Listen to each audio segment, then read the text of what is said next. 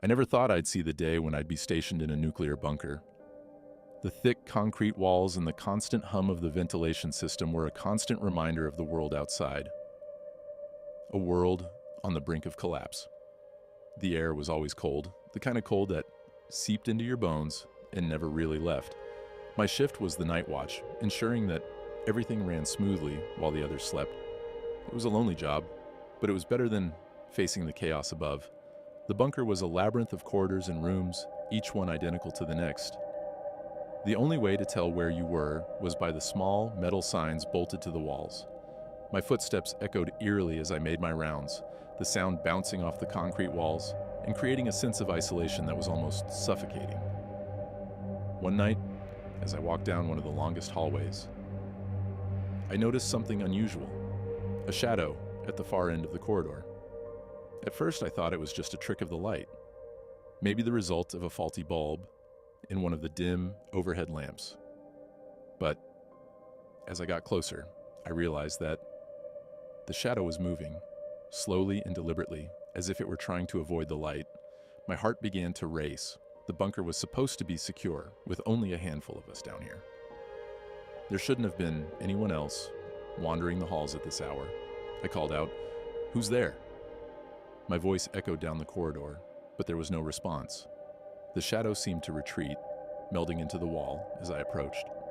I stood there, staring at the spot where the shadow had been, my hand resting on the cold concrete wall. I could feel the chill of the stone through my gloves, a stark contrast to the warmth of my breath, condensing in the cold air. There was no sign of anyone, just an empty hallway stretching out before me.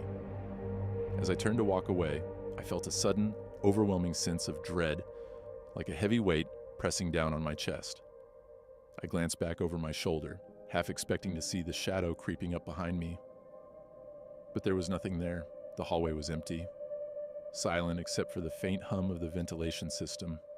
That night, sleep was elusive. Every time I closed my eyes, I saw the shadow, lurking just out of sight, waiting for the moment when I would let my guard down. I could feel its presence, an invisible weight that made the air feel thick and oppressive. When morning finally came, I felt drained, as if the shadow had siphoned away my energy, leaving me hollow. The next day, I decided to check the security footage. I needed to know if what I saw was real or just a figment of my imagination. I reviewed the footage from the hallway, my eyes scanning the screen for any sign of the shadow, but there was nothing, just an empty corridor, silent and still. I replayed the video multiple times, hoping to catch even a flicker of movement, but it was as if the shadow had never existed. I tried to convince myself that it was just a trick of the light, a product of my tired mind playing tricks on me in the dimly lit bunker. But deep down, I knew what I had seen, and I knew that something was in the bunker with us, something that didn't belong. The shadow was still out there, waiting in the darkness, and I couldn't shake the feeling that it was watching, waiting for the right moment to reveal itself again.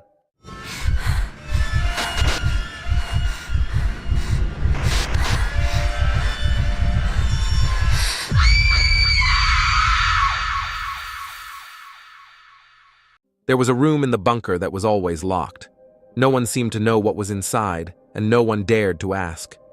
The door was heavy, made of reinforced steel, and unlike the other rooms, this one had no label, no indication of what it might contain.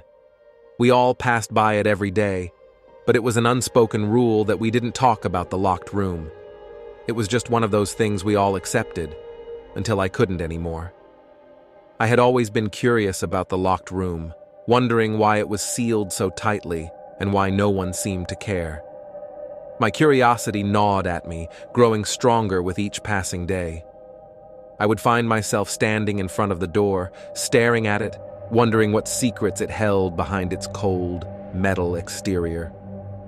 One night, during my shift, I found myself there again, my hand resting on the door's handle.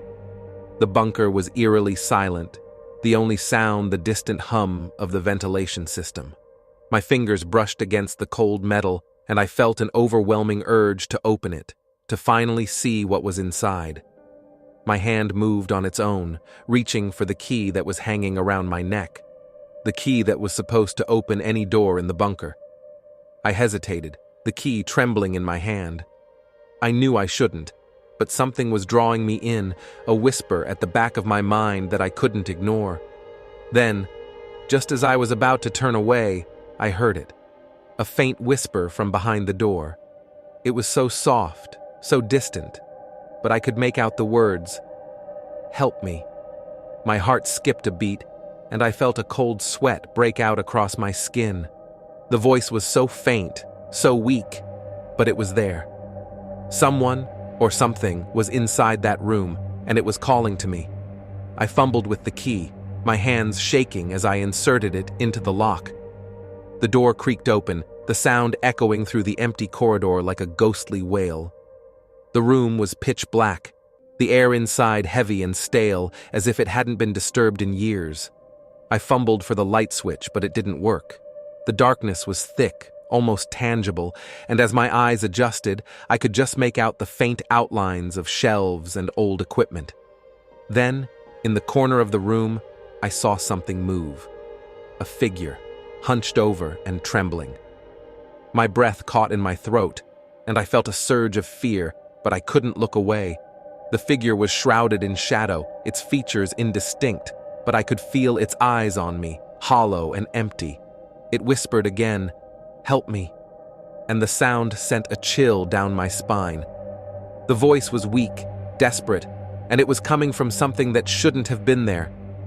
I took a step closer, my heart pounding in my chest, but before I could reach the figure, it began to dissolve, fading into the darkness like smoke. I stood there, frozen, my mind struggling to comprehend what I had just seen. The room was empty, the air thick with an oppressive silence. Then, without warning, the door slammed shut behind me, the sound reverberating through the bunker like a thunderclap. I was trapped. I pounded on the door, shouting for help, but the walls seemed to swallow my voice, absorbing the sound until there was nothing left but silence. The air grew colder, the darkness pressing in around me, and I could feel the weight of the room's secrets bearing down on me. When they found me hours later, I was shaking, the key still clutched in my hand. I never told anyone what I saw, what I heard. I couldn't bring myself to speak of it, afraid that saying it out loud would make it real. But from that night on, I avoided the locked room, never daring to go near it again. I knew what was inside, and I knew that whatever it was waiting for someone else to open the door.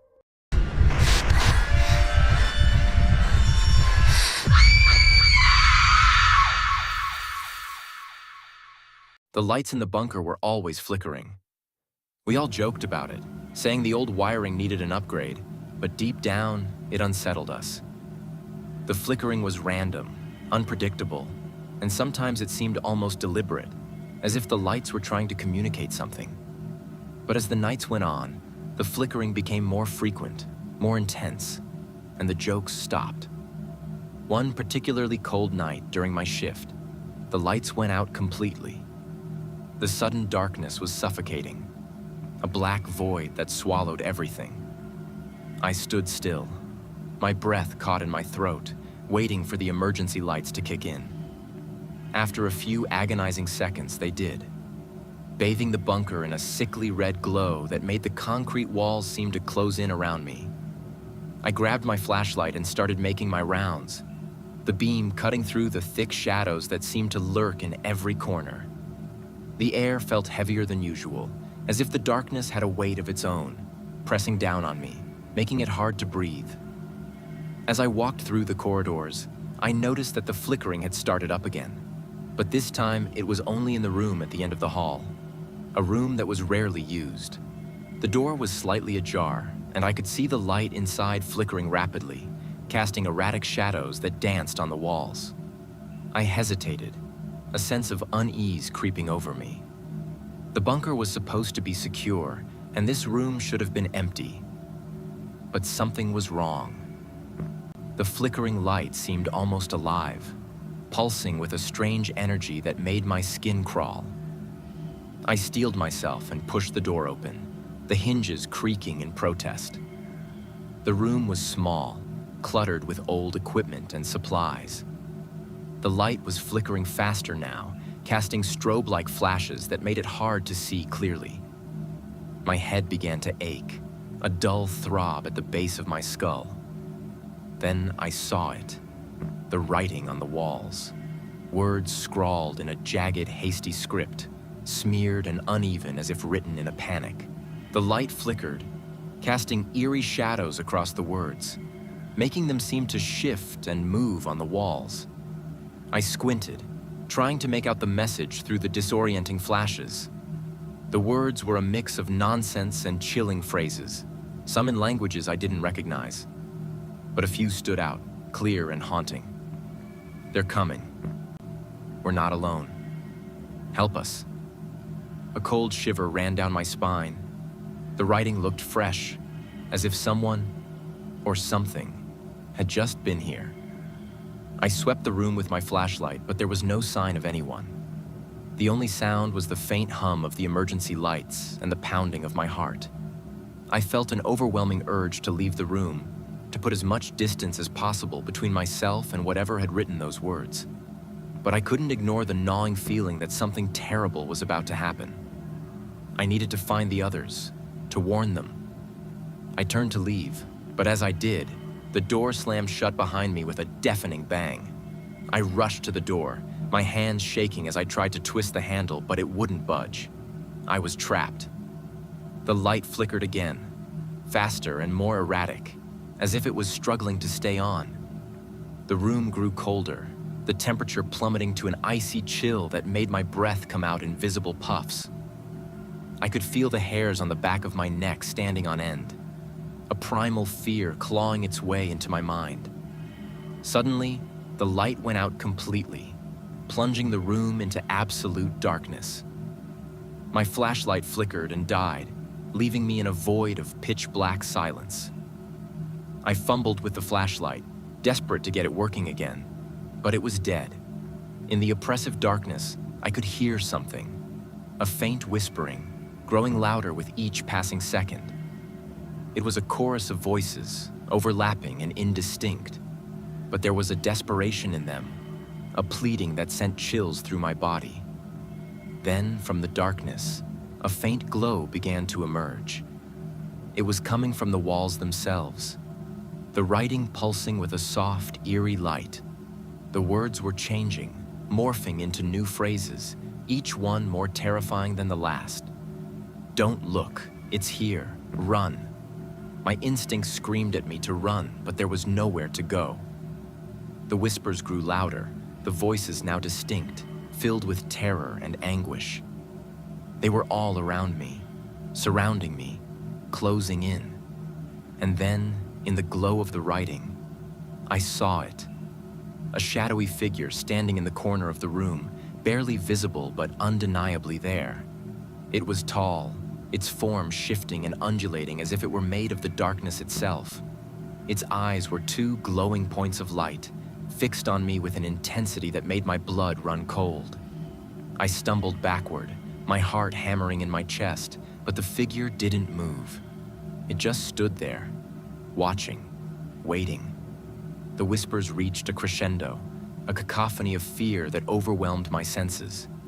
Just as I thought I couldn't take any more, the figure stepped forward and the whispers stopped. The room was silent, the only sound the pounding of my heart in my ears.